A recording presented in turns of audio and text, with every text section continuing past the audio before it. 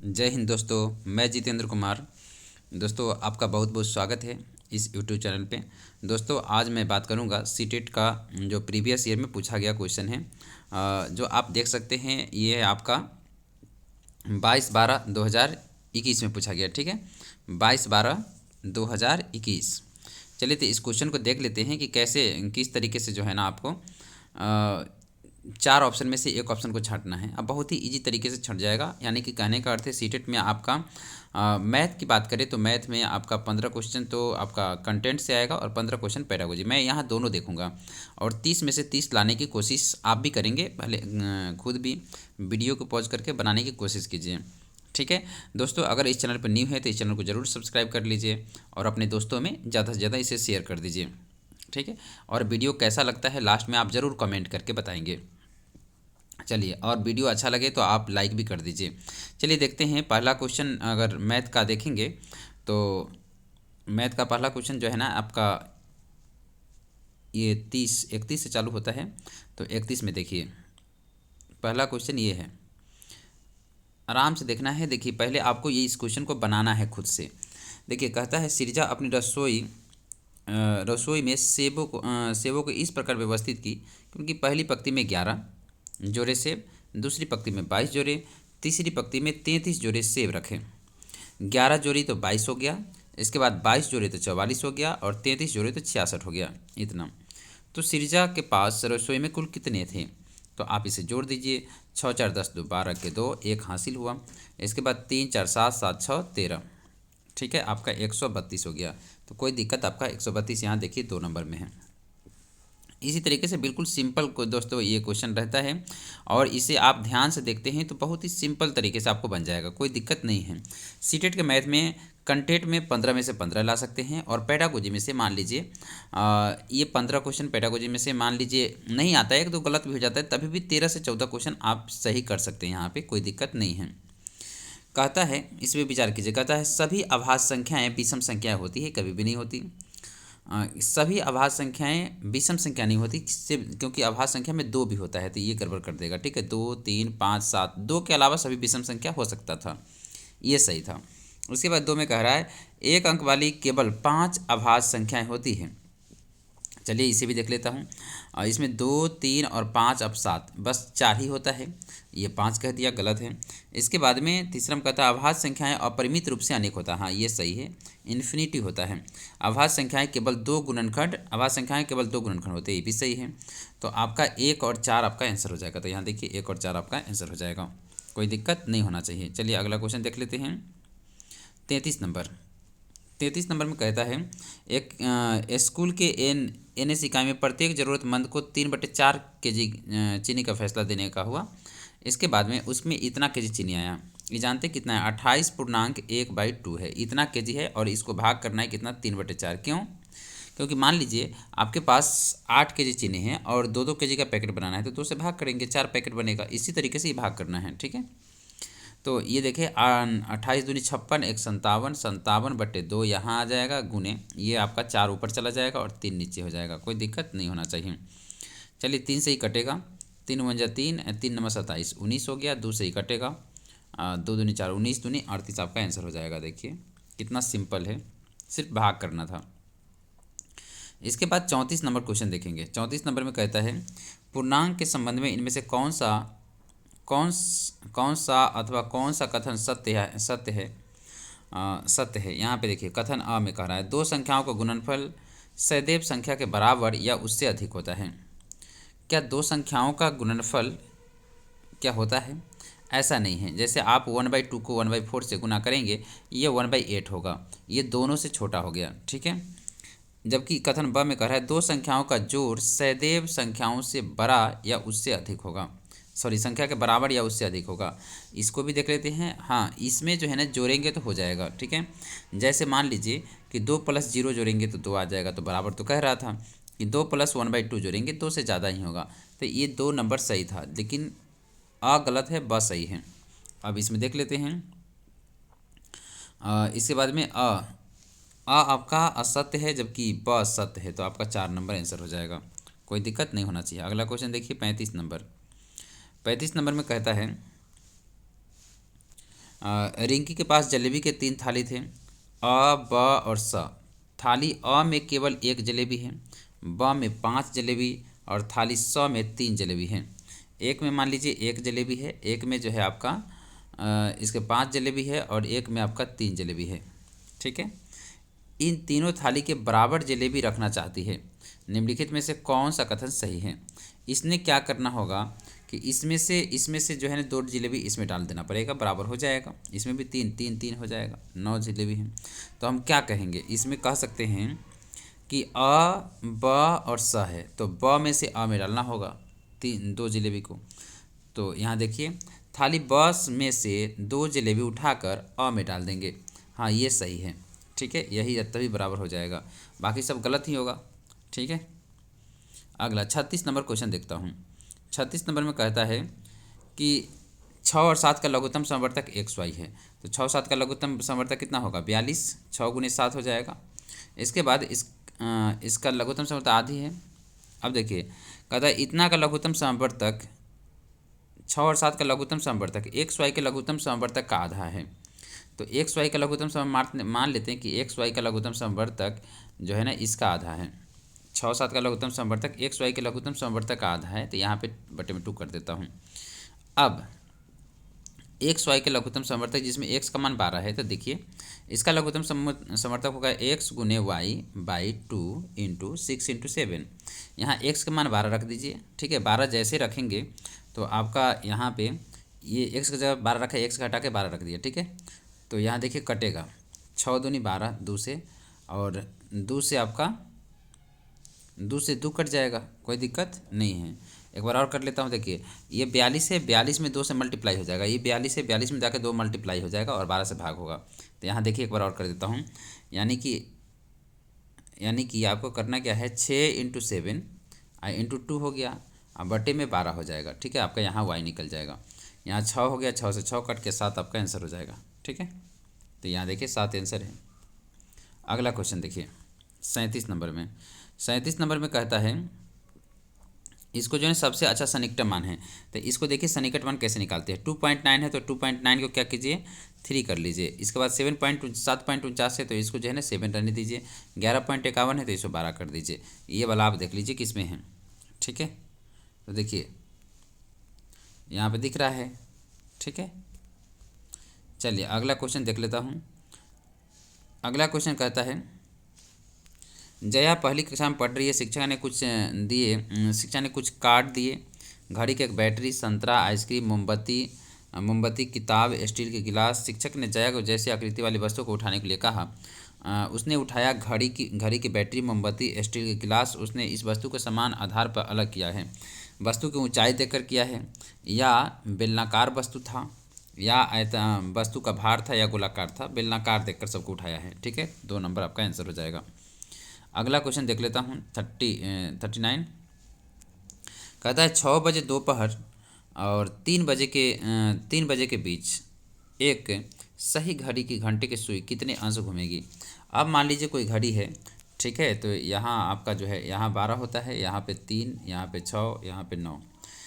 अब 6 बजे दोपहर से 3 बजे के बीच, तो 6 बजे दोपहर यहाँ है और उसके बाद 3 बजे के बीच, तो यहाँ से घूमते घूमते ये जाएगा। तो इस तरीके से घूमते घूमते जाएगा। जानते हैं यहाँ से घूमते घूमते, यानी कि घड़ी की सुई यहाँ होगी, यहाँ से घूमते घूमते यहाँ जाएगा, 270 घूम जाएगा। ठीक है, इसके बाद अगला क्वेश्चन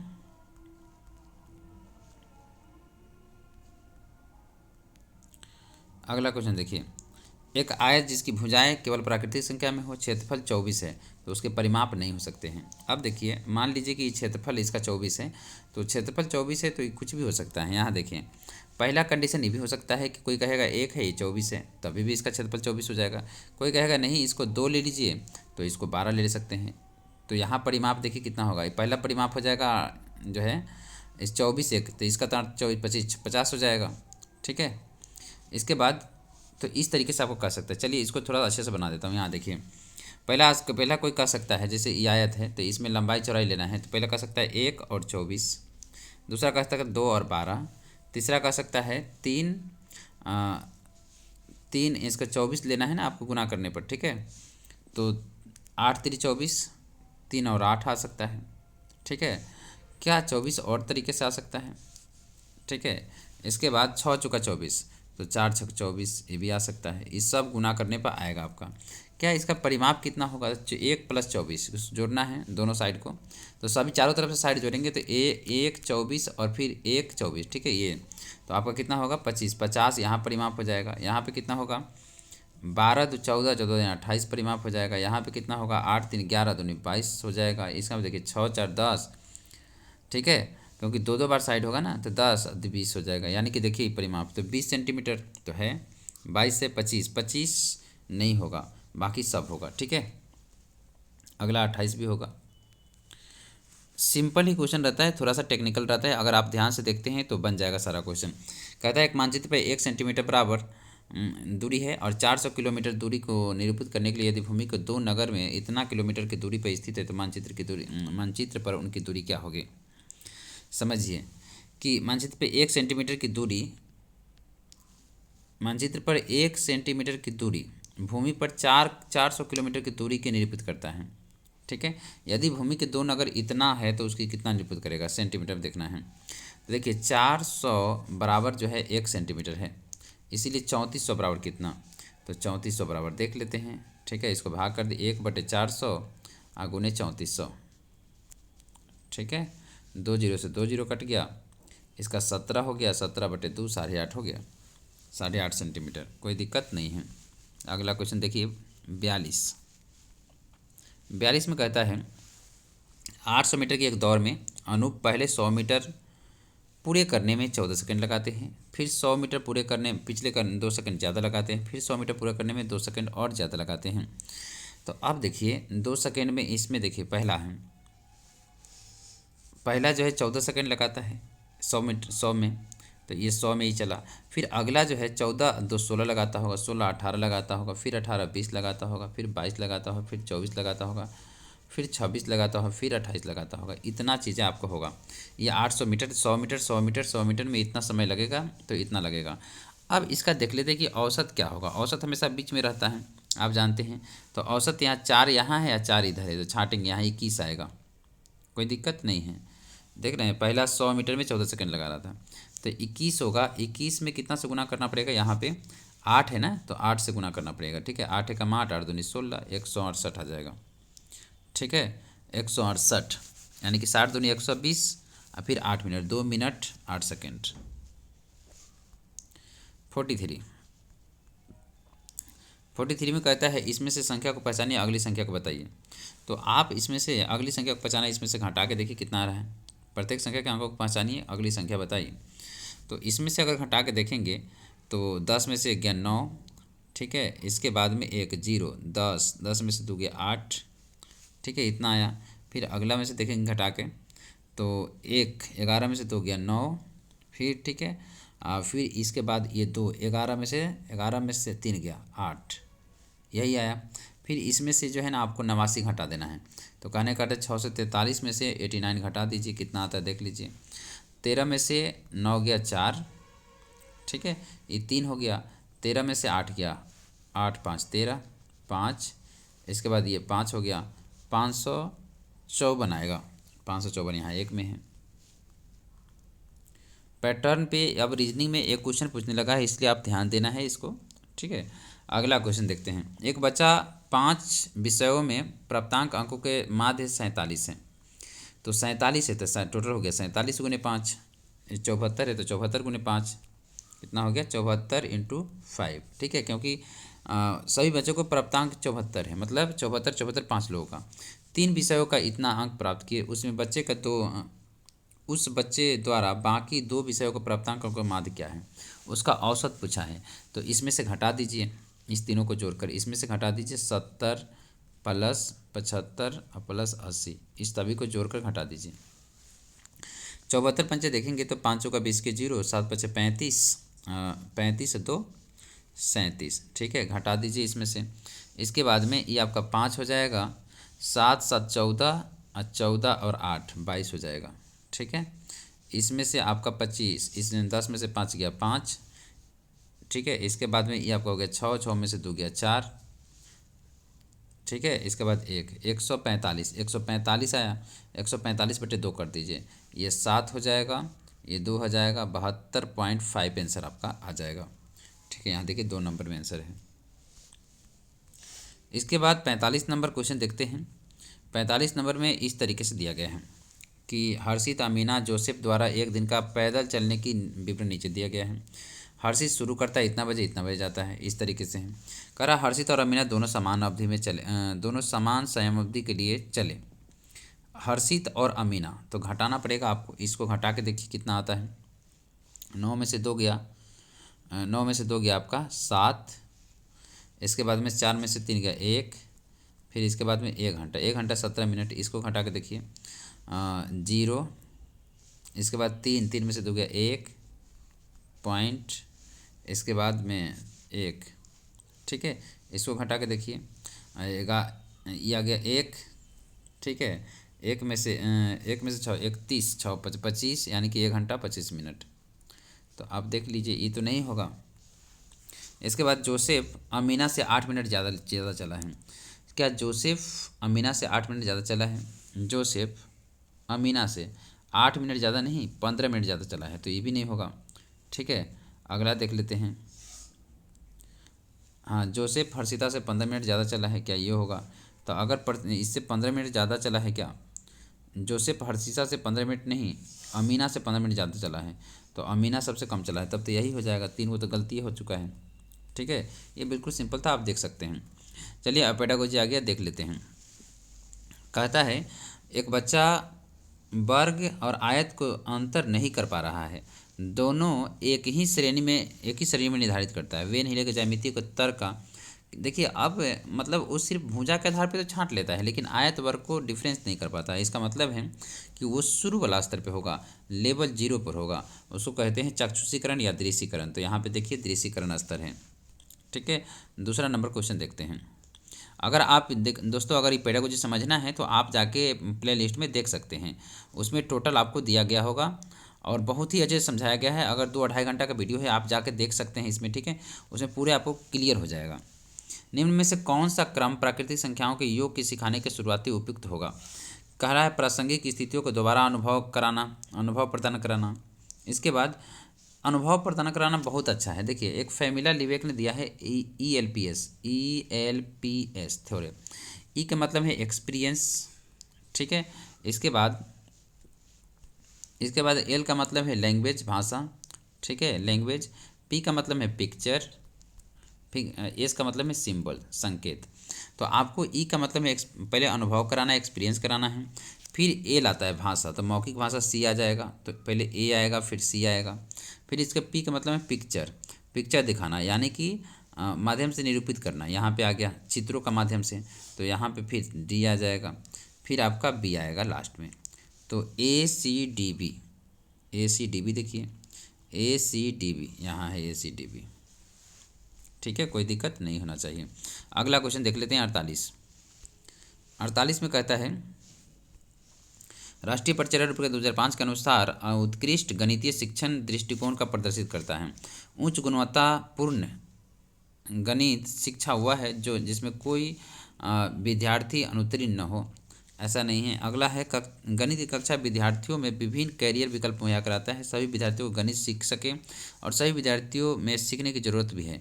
ये सही है ऐसे 3 नंबर। 4 नंबर देख लेते हैं ओलंपियाड के लिए, तो कभी भी नहीं होगा, तो यही आपका 3 नंबर आंसर हो जाएगा, ठीक है। NCF ने यही बोला है कि सब बच्चा सीख सकता है। 49 में कहता है एक शिक्षिका अपने छात्रों को गणित को जनरल बनाने के लिए कहा जाता है।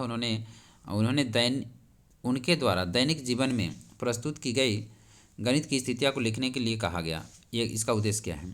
आने वाले निरीक्षण के लिए कक्षा को तैयार करना, परिकलन कौशल बेहतर बनाने के लिए सहायता करना, छात्रों को सहायता करना कि कक्षा गणित की बाहरी की दुनिया प्रयुक्त करने की गणित संबंधी स्थापित कर सकें। इसके बाद छात्रों अपनी दैनिक जीवन में समझ को जांचना, ये जांचना नहीं होगा, तो आपका ये वाला ज़्यादा पॉजिटिव है, ठीक है। तो ये आपका हो जाएगा 3 नंबर। 50 देखते हैं। 50 में कहता है गणित केवल अंक गणित नहीं है, निम्नलिखित में से कौन सा कथन दिए गए संदर्भ में सबसे उपयुक्त है? सही बात है, केवल अंकगणित तो नहीं है। तो कौन सा? प्राथमिक स्तर पर केवल ज्यामितीय आकृतियों को पैटर्न पढ़ाया जाना चाहिए, नहीं। बीजगणित के अंकगणित अंतर बीजगणित में अंकगणित अंतर्निहित नहीं है, ये भी गलत है। गणित के पाठ्य पुस्तक में ज्यामिति को एक अलग खंड के रूप में प्रस्तावित किया जाना चाहिए। अगला है, गणित पटचर्या में गणित जैसे क्षेत्र, आकार, द्विक स्थान, समझ, मापन, आंकड़ों का प्रबंधन की आवश्यकता रूप में स्थानीय दिया है। सही बात है, 4 नंबर ज़्यादा आंसर सही है, ठीक है, पॉजिटिव है। 5 नंबर। इसके बाद हम देखते हैं 51 नंबर। कहता है निम्नलिखित में से डिंस ब्लॉक का उपयोग करके अवधारणाओं को नहीं पढ़ाया जा सकता है। कभी परीक्षा नहीं पढ़ाया जा सकता, ये तो 10th में पढ़ना है, बाकी सब पढ़ाया जा सकता है। संयमान, योग, घटाव, ये सब पढ़ाया जा सकता है। 82 में देख लेते हैं। कहता है एक छात्र को 6065 को संख्या के रूप में लिखने के लिए कहा गया, 665 इस तरीके से लिख दिया, ठीक है। छात्रों की संख्याओं का समझ नहीं है, किसी में समझ नहीं, इस तरीके से ही नहीं देंगे, ये आपका बिल्कुल नेगेटिव आंसर है। अगला है छात्र गणन सूचक और क्रम सूचक का बोध नहीं है। इसके बाद या संक्रियात्मक युक्ति नहीं है। सबसे ज़्यादा इस तरीके का जब भी आंसर है तो स्थानीय मान वाला आंसर हो जाएगा। तो 4 नंबर में देखिए क्या है, छात्र ने स्थानीय मान की अवधारणा को नहीं समझ सका है, तो इसीलिए दिक्कत हो रहा है, ठीक है। अब अगला देखते हैं 53 नंबर क्वेश्चन। 53 नंबर क्वेश्चन में एक समस्या को 234 + 42 को हल करते हुए एक विद्यार्थी ने कहा कि यदि 40 होता तो इस तरीके से आंसर होता, 240, 244, 256 इस तरीके से, ठीक है। परंतु ये 42 है तो इस तरीके से 2 और ऐड कर देगा। ये रणनीति क्या कहलाता है, ठीक है। कह रहा है निम्नलिखित में से निम्नलिखित कौन सा कथन सही है, सही चुनना है। गणित की कक्षा में मौखिक परिकलन युक्तियाँ हतोत्साहित किया जाना चाहिए, नहीं। इस तरह की प्रणाली द्वारा हल की गई समस्याओं को ठीक करते हुए एक शिक्षक का कार्य बढ़ जाता है, ये भी नहीं होगा। एक कलन विधि द्वारा विद्यार्थियों को अवधारणाओं को सूचक नहीं है, ये भी गलत हो जाएगा। तो 4 नंबर आपका आंसर हो जाएगा। देखिए 4 नंबर में ऐसे भी अच्छा कर रहा हो, गणित अनौपचारिक रणनीतियों का उपयोग करके शिक्षक बच्चे अवधारणाओं समझ की प्रक्रियाओं को जानने में सहायता करेगा। सही बात है, 4 नंबर आंसर हो जाएगा। अगला है 5 नंबर क्वेश्चन, देखते हैं।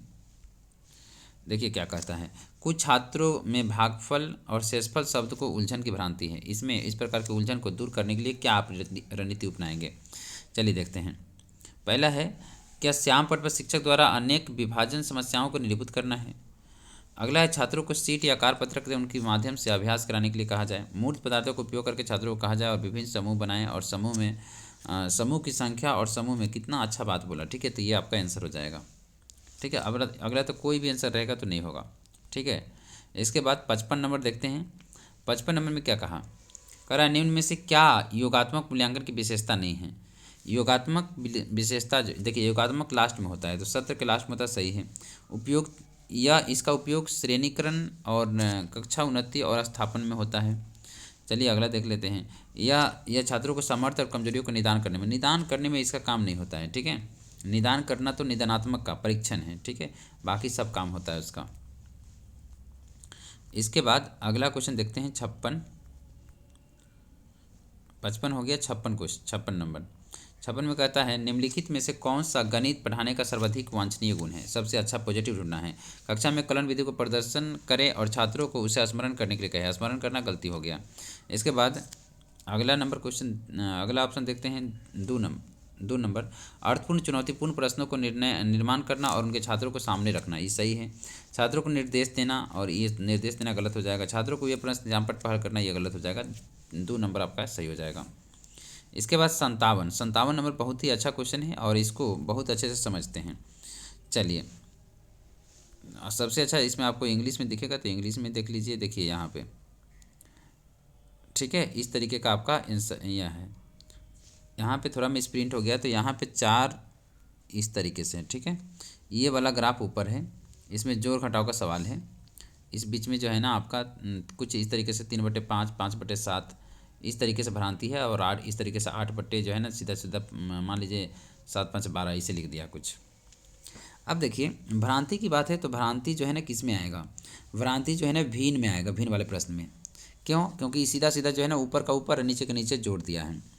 प्रदर्शन की बात है तो प्रदर्शन 1 नंबर में दिखाया गया था, ये पूरा लाइन पे दिखाया गया था, ठीक है। अनुमान की बात है तो अनुमान, और तुलना की बात है तो तुलना जो है ना आपको 3 नंबर में सिखाया गया था, ठीक है। तुलना जो है 2 नंबर में सिखाया गया था, एक बार ऊपर देख लीजिए। चलिए यहाँ देखिए, तुलना तो इसमें सिखा देगा 2 नंबर में, कोई दिक्कत नहीं है। भ्रांति की बात है तो भ्रांति इसमें हो गया, क्योंकि 2 3 5 को जोड़ दिया, 3 4 इस भ्रांति हो गया, तो आप यहाँ समझ सकते हैं। चलिए इंग्लिश में ही बता देता हूँ। मिसकंसेप्ट जो है ना किस में आ गया है, एस्टिमेशन किस में है, इसके बाद में रिप्रेजेंटेशन किस में, रिप्रेजेंटेशन तो यहाँ दिख रहा है बी का 1। मिसकंसेप्ट जो है ना आपको इसमें मिल गया है। इसके बाद में कंपेरिजन किस में किया गया है, तो यहाँ किया गया 2 में, ठीक है, डी का 2, तो डी का 2 यहाँ है, ठीक है, डी का 2। इसके बाद में कंपेरिजन देखिए, कंपेरिजन का 2 यानी कि डी का 2 तो ठीक है, 1 का होना चाहिए, 1 का 3, 1 का 3 है इसमें, ठीक है, चाहे ए का 3 कह सकते हैं, ए का 3 है, बी का 1, बी का 1 सही है, यही आपका आंसर सही हो जाएगा, ठीक है। चलिए अगला नंबर देखते हैं, अगला क्वेश्चन 58 है। 58 में कहता है, गुणन की अवधारणा को परिचय देते हुए श्री नीतू कक्षा 2 के अध्यापक की शाब्दिक समस्याओं को प्रारंभ किया। जैसे कि एक परिवार के 4 सदस्य, यदि प्रत्येक परिवार में दोपहर के खाने की 3 रोटी की आवश्यकता है तो कुल कितनी रोटियां आवश्यकता होगी, ठीक है। इसके बाद इस पर अवधारणा के परिचय के लिए इस प्रकार की शाब्दिक समस्याओं का उद्देश्य क्या है। बच्चों को संरचनात्मक कौशल, संचार करना, वास्तविक जीवन के परिस्थितियों को गणितीय संख्याओं को संयोजन करने सामर्थ्य विकसित करना, ये भी सही है। अगला है गणित और भाषा की कक्षाओं को समाकलित करना। अगला है छात्र में केवल गणितीय, थी केवल वाला तो गलती हो जाएगा, तो आपका 2 नंबर सही हो जाएगा, ठीक है। अगला 59 में कहता है, निम्न में से कौन सा गणित की प्राकृतिक सही नहीं है। गणित की अपनी भाषा होती है, सही बात है। किसी भी गणितीय समस्याओं को केवल एक ही तरीके से हल निकाल सकते हैं, ये गलत है। गणित अमूर्त होता है, तो ए और आपका सी आंसर सही है, ठीक है। अगला क्वेश्चन देख लेते हैं 60 नंबर, और ये लास्ट क्वेश्चन है। कह रहा है, दृश्यीकरण और प्रदर्शन को प्राथमिक स्तर पर शिक्षण में सुनिश्चित की जाने वाली महत्वपूर्ण प्रक्रियाएँ हैं, क्योंकि उच्च गणित, बीजगणित और ज्यामिति पढ़ाने के लिए निहितार्थ है। सिर्फ इस तरीके का बात, केवल तो वैसे ही गलत हो जाएगा। गणित के अधिगम में मूल्यांकन का ही यही एकमात्र तरीका, ये भी गलत है। ये शिक्षक के काम को आसान बनाते हैं। अब सुनिए, उच्च गणित के बीजगणित, ज्यामिति को पढ़ाने के लिए एक निहितार्थ है, सही है। उच्च कक्षा में यही पढ़ाते हैं। प्राथमिक के केवल, ये तो सभी गलत हो जाएगा, ठीक है। तो 1 नंबर आपका यहाँ सही हो जाएगा, ठीक है। तो इसमें कोई दिक्कत नहीं होना चाहिए। दोस्तों आज के लिए इतना ही रहने देता हूं, ठीक है। जब तक अपना ध्यान रखिए। अगर वीडियो कैसा लगा वो कमेंट में ज़रूर बताइए, और अगर इस चैनल पर न्यू है तो ज़रूर सब्सक्राइब कर लीजिए और दोस्तों में शेयर कीजिए। जब तक मिलते हैं अगले वीडियो में, जय हिंद, जय भारत।